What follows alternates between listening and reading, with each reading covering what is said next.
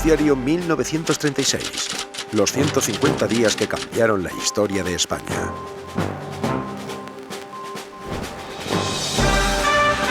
Noticiario independiente de la tarde. Desde nuestros estudios de la calle Antonio Maura de Madrid.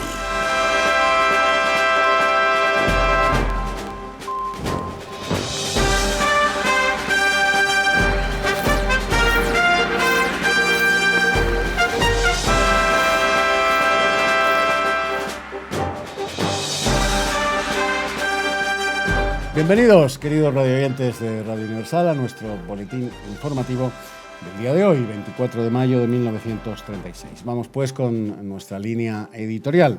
Hoy las noticias españolas no son poco importantes, pero las que llegan desde fuera de nuestras fronteras tienen un interés especial, ya que demuestran que España no es absolutamente diferente a otros países europeos en sus problemas. En Bretaña existen un movimiento separatista bretón. En Bélgica, fascistas y socialistas se tirotean también en las calles. Los directores de periódicos son condenados a largas penas de cárcel por un delito de opinión contra un jefe de gobierno socialista, mientras llegan tambores de guerra en toda Europa. Quede claro a nuestros radioyentes que en la Europa de mediados de la década que vivimos, en los años 30, en todos sitios cuecen habas y en España, pues no podíamos ser menos. Y vamos a dejarles ya con nuestra primera noticia publicitaria antes de iniciar el relato de la actualidad nacional.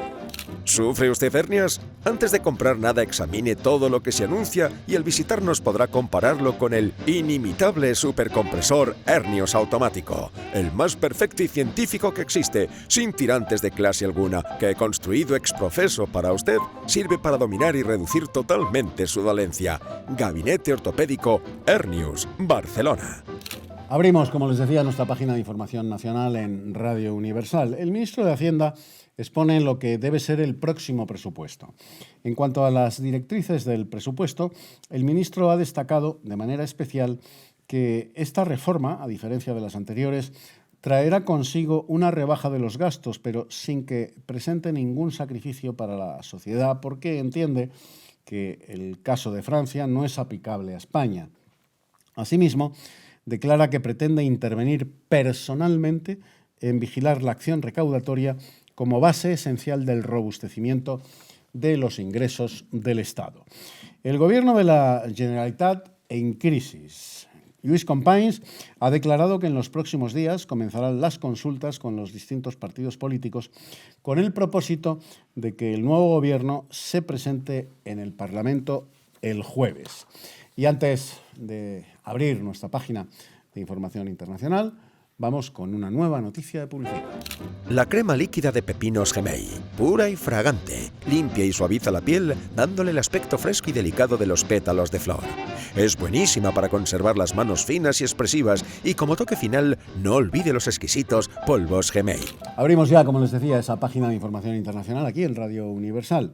La transición hacia un nuevo gobierno en Francia. Se confirma que el señor Herriot no asumirá la cartera de negocios extranjeros en el futuro gabinete, a pesar de los insistentes requerimientos del señor Blum. La razón de la negativa del alcalde de Lyon tiene como fundamento los principios de política financiera y económica que se ajustan al nuevo gobierno y que son opuestos a los que ha venido sosteniendo el señor Herriot. Inglaterra pone en actividad su gigantesca potencialidad guerrera ante las amenazas de guerra, de conflicto bélico en el continente europeo. La posibilidad de un conflicto bélico en Europa no cogerá, ciertamente, desprevenidas a las grandes potencias. Todas ellas refuerzan sus efectivos militares. Inglaterra organiza a toda velocidad su incalculable potencialidad bélica. Constantemente se realizan ejercicios militares de todos los efectivos de sus Fuerzas Armadas. Y nos llega noticia procedente de nuestra redacción de la suerte que ha corrido Maurras. Ha sido condenado a 8 meses de prisión. Noticia procedente de París. El señor Maurras, director del periódico monárquico Acción Francesa, ha comparecido esta mañana ante el tribunal acusado de provocación al asesinato por varios artículos publicados en dicho diario y dirigidos especialmente contra Léon Blum. ha sido condenado a 8 meses de cárcel. Al ser conocida la condena, se han originado varios tumultos en París. Y con motivo de las elecciones que se celebrarán hoy en Bélgica, se advierte gran efervescencia entre socialistas y realistas. El antagonismo es muy acerbo entre socialistas y realistas, nombre que han adoptado los fascistas belgas, habiéndose registrado con tal motivo el asesinato de 2 socialistas en Amberes hoy por la mañana. Existe un movimiento separatista en Bretaña, en la Bretaña francesa. Este asunto ha dejado de considerarse una fantasía. Nuevamente han sido objeto de una investigación judicial los manejos de los autonomistas de Bretaña. La noticia, que han reproducido todos los periódicos, ha vuelto a poner de actualidad un tema que para muchos parecía una fantasía. Esa antigua provincia, hoy plenamente sometida a la indiscutida autoridad del poder central y centralista que reside en París, tiende a recobrar su independencia. En cuanto a la información deportiva, nos llega la última hora desde nuestra redacción. Ayer empezó a disputarse el match de atletismo Liga Pirenaica Cataluña. El equipo catalán tomó ventaja inicial en la puntuación. Y hasta aquí nuestro boletín informativo de la jornada de hoy. Les vamos a dejar, queridos radioyentes, y lo hacemos con una melodía de nuestra selección musical. Gracias por su atención y hasta mañana. Estrella de Naca, déjame ser buena, di que me pongan en estos barrotes mi reloj de arena. Yo haré... Bueno, pues atravesamos una vez más la dimensión tiempo. Esto lo hacemos todos los días en Noticiario 1936. Y del 24 de mayo de 1936 nos trasladamos al 24 de mayo de 2019, el día de la fecha. Y está nuevamente con nosotros mi queridísimo Ricardo Ruiz de la Serna. Él es profesor de la Universidad San Pablo CEU y es además investigador asociado del Instituto CEU de Estudios Históricos. Muy bienvenido otra vez, Ricardo. Muchas gracias, bien hallado, Eduardo. Y muchísimas gracias por estar con nosotros. Hombre, por favor. Encantado. Bueno, hemos hablado en el noticiario de 1936, el informativo hace unos segundos, de Maurras y Acción Francesa. Es detenido por un artículo de prensa contra Léon Blum. Pero Francia era la tierra de la libertad, la igualdad y la fraternidad. Y también la del caso Dreyfus, y también la de la Comuna de París, y también la de una sociedad donde todas las la represión de la Vendée. Sí, pero fíjate, pero ya te vas muy atrás. Fíjate que nos vamos muy atrás al proceso revolucionario francés, ¿no? Pero en el siglo XX y en el XIX, desde luego, si hay un país donde las contradicciones de la modernidad y del choque entre antiguo régimen, nuevo régimen, se ven claramente, es en Francia. En Francia es donde tenemos desde la izquierda revolucionaria, la Comuna de París, hasta la derecha revolucionaria. La gran teorización de la violencia política revolucionaria son las reflexiones sobre la violencia de Sorel. Entonces, este es el contexto en el cual surgen dos fuerzas políticas formidables, en el sentido etimológico de temibles para sus enemigos, que son por una parte el socialismo francés y por otro lado la Acción Francesa. Entonces, Charles Maurras es un personaje muy interesante, muy difícil de situar en una sociedad como la de nuestro tiempo.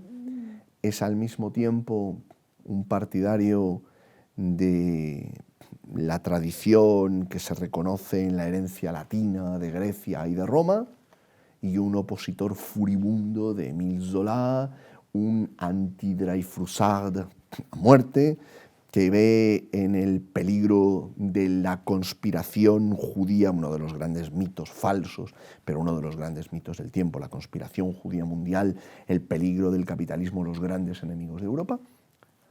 Y del otro lado tiene un adversario tremendo, que es Léon Blum, un líder de masas, un personaje que encarna los valores de esa república muy fuertemente influida, por ejemplo, por los ideales de la masonería, donde la modernidad se considera al mismo tiempo anticatólica, pero no antirreligiosa, es decir, consideran que la única forma de vivir la religión es la laicidad pura.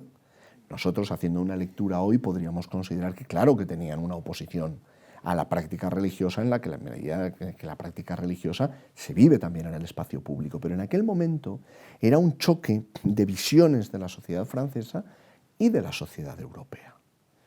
Entonces hay un choque de legitimismo frente a modernidad, de dos tendencias que beben de las fuentes revolucionarias, donde unos consideran que la identidad francesa es una identidad católica, tradicional, y los otros que consideran que la única forma de que todo el mundo pueda vivir su religión en paz es que todos la vivan en el espacio estrictamente privado, que es el modelo del laicismo francés, donde unos consideran que son los garantes de la nacionalidad y de la identidad francesa, y los otros consideran que la identidad francesa moderna es la que surge con la Revolución y no la anterior a ella. Entonces, este es el contexto de un debate donde, cuidado, no solo entran Maurras o Léon Blum, entran muchos de los pensadores franceses que nos vamos a encontrar en la década de los 40 y que van a tener que tomar decisiones terribles, como la decisión de ponerse del lado de la colaboración o del lado de la resistencia durante la ocupación de parte de Francia y el régimen de Vichy. Entonces, en la década de los 30, tomando Francia como si fuera, permítame la expresión, ¿no?, un modelo de laboratorio, podemos ver las contradicciones que van a llegar a España, a Alemania, a Italia, al Reino Unido, a los Estados Unidos, a los países escandinavos. Vamos a ver esas contradicciones, que es lo que va a dar un Knut Hamsun, lo que va a dar personajes como Curzio Malaparte, lo que va a dar novelistas como Louis-Ferdinand Céline, uno de los grandes novelistas reconocido en la literatura francesa. No solo se pone de parte de la colaboración, huye con los nazis a Sigmaringen. Va hasta el final y termina fuera de Francia, porque en Francia es perseguido después de la guerra por su colaboración judicialmente, con la ley en la mano. Entonces, la Francia de los años 30 nos permite ver, como si lo viéramos en una fotografía o en un espejo, lo que nos cupo esperar a los europeos en aquel tiempo. Qué maravilloso libro, por cierto, de este autor que has citado, de Céline. El de Viaje al interior.